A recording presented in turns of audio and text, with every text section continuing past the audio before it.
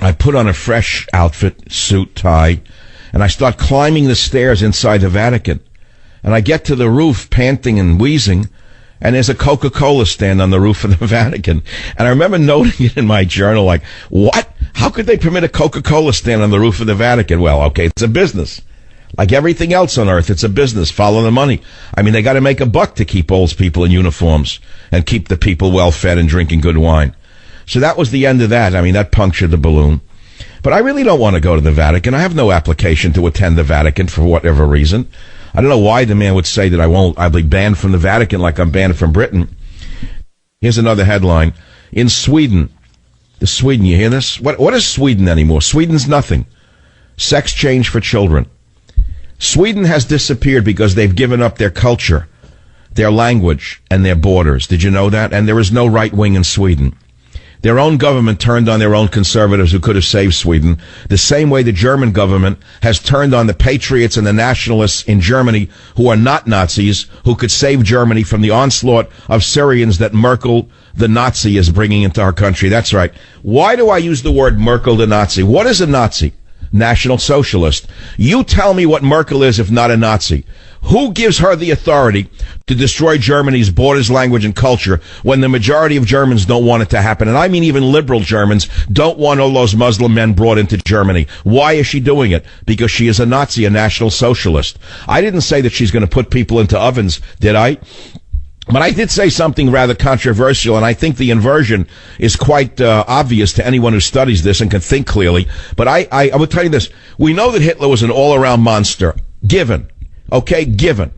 He imposed his Germanic Nazi views upon surrounding nations by invading them, right? So what do you call a so-called leader like Merkel, for that matter, Obama, who invades his own country with foreigners who do not speak the language, do not respect the borders, and do not respect the culture? Is that not an inversion of Hitlerism? Tell me.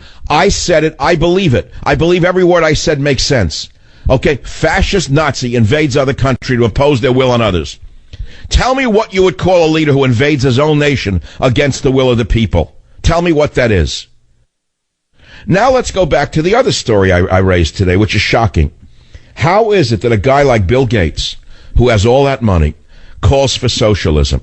The same way that Mark Zuckerberg, for whom there is not enough money in the world, wants to break America's borders over his little stinking smelly knee. Why is that?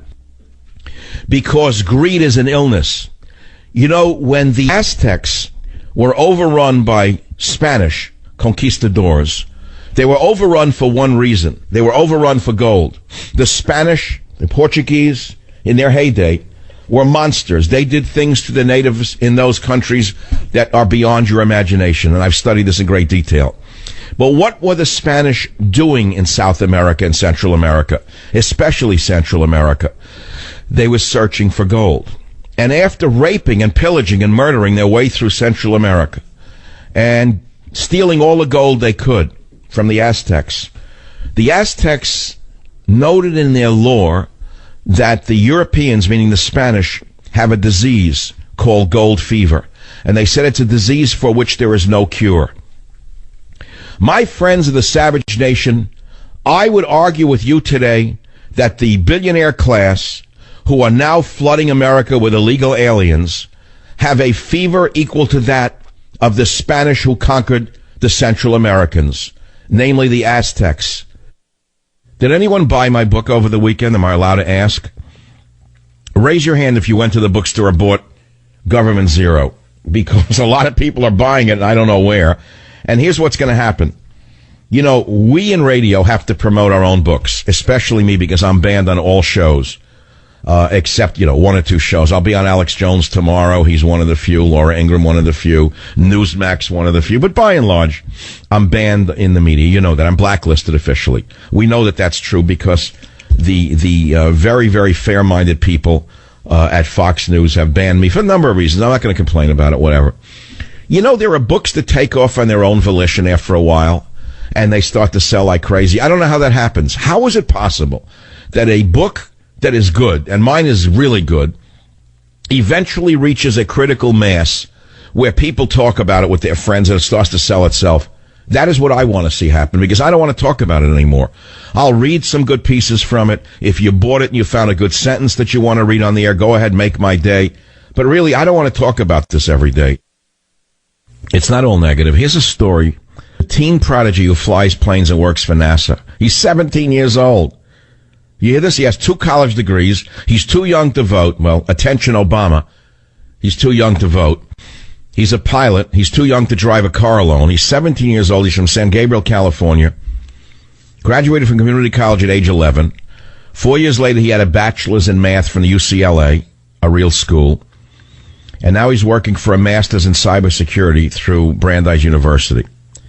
He helps NASA develop surveillance technology for airplanes and drones. Guy is some kid, right? Published his second book. And let's see, he plans to have his pilot's license by year's end. He has a trove of trophies from martial arts tournaments. What a kid. He's like Superboy. Now, how did he get this way? His name is Moshe Kai Kavelin. Now, Moshe is a Jewish name. But I don't know. I mean, Moshe is definitely, it's not a Brazil. Okay, his mother's from Taiwan and his father's from Brazil. But Moshe is a Jewish name. I don't know where this came from. He says he's more ordinary than people think. But he credits his parents for pushing him, in plain English. You hear? They didn't send him out for Halloween to get candy corn. I guarantee they didn't get him a stupid costume for Halloween. He credits his parents for years of focused instruction, balanced by the freedom to pick his after-school activities. I don't know. Maybe he's just smart. But he's got all these martial arts statues in his house. Obviously, he speaks Chinese fluently. He's got all these signs in Chinese over him. But he was always smart. Come on. At 4 months, he pointed to a jet in the sky and said the Chinese word for airplane. Okay? That was his first word. You hear that? That was his first word. Let's see. Kavelin hit the limits of his homeschooling after studying trigonometry at age 7. You hear this? Trigonometry at age 7. And then his mother started driving him to community college. Can you believe this kid? That's amazing. 17 years old. So there's a hope. And you know, it's tied to a bigger story. And the biggest story is this. They say, liberal parents, beware of your millennials. They're very conservative. Did you know there's a trend in America of conservative children that are growing up in this country? They have turned on their parents' hippiedom. They have turned on their parents' drug, sex, and rock and roll attitudes. If this country can survive the corrupt political class, perhaps we will be saved by this generation that's growing up that loves America. And I don't know, it's like a tooth and nail thing. We have how many months left of the regime right now? Look at what he's doing. Goes on Saturday Night Live, Obama, and makes a mockery of himself and of the presidency. I'll be right back. Join the Savage Nation. Call now. 855-400-SAVAGE. 855-400-7282. Savage. The Savage Nation is sponsored by Swiss America, the only company I trust with my financial future. Call 800-289-2646 or Swiss America.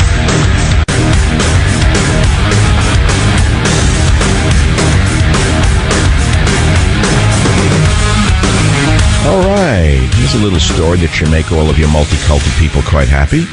A group of middle-aged whites in the U.S. is dying at a startling rate. So you got what you wanted. A large segment of white middle-aged Americans has suffered a startling rise in its death rate, reversing decades of progress. The mortality rate for white men, everyone cheer now, and white women between the ages of 45 and 54 with less than a college education increased by 0.5% per year between 1999 and 2013. Let's hear it for the multiculturalists who've targeted the white people. They say most likely because of problems with legal and illegal drugs, alcohol, and suicide, according to a study released in the Proceedings of the National Academy of Sciences. Now, before 1999, death rates for that group were dropping at an average of 2% a year. So why is it suddenly rising? Well, they say drugs, alcohol, and suicide are clearly the proximate cause, said Angus Deaton, the 2015 Nobel laureate in economics who co-authored the paper with his wife. 500,000 people are dead who should not be dead, he added, about 40 times the Ebola stats. You're getting up there with HIV/AIDS. It's an interesting statistic. So why is it that middle-aged, lower, lesser-educated whites are committing suicide with drugs, alcohol, and straight out killing themselves? You would think with the nanny state it would go down, the death rate. But no, it's gone up. As a matter of fact, rates for U.S. blacks and Hispanics have been declining, meaning death rates, for decades. Interesting. Well, uneducated whites seem to be targeted for, well, something that's not good. Isn't that interesting? Well, we can't go into that. We're not intelligent enough to discuss this amongst ourselves. We need NPR to analyze it for us with some Vivaldi music in the background to show you how smart they are. Meanwhile, the United Nations is planning a court for climate justice, while the Antarctic is gaining ice. And meanwhile, the top French meteorologist who questioned global warming has been fired. Sieg Heil, my friends. Meanwhile, in Germany, the Nazi parties are rising because of her. The neo-Nazis are rising, which is the nightmare scenario. By the way, this is exactly how Hitler came to power. A weak government, and there was a reaction to the weak government. And now we're seeing a reaction to the crazy weak government. Neo-Nazis terrorize asylum seekers with firebombs and chilling attack in Germantown. Now, why are the mobs of neo-Nazis going on an orgy of violence in Germany against asylum seekers? Well, for one, they're Nazis. But two, it's because their government is attacking their own nation.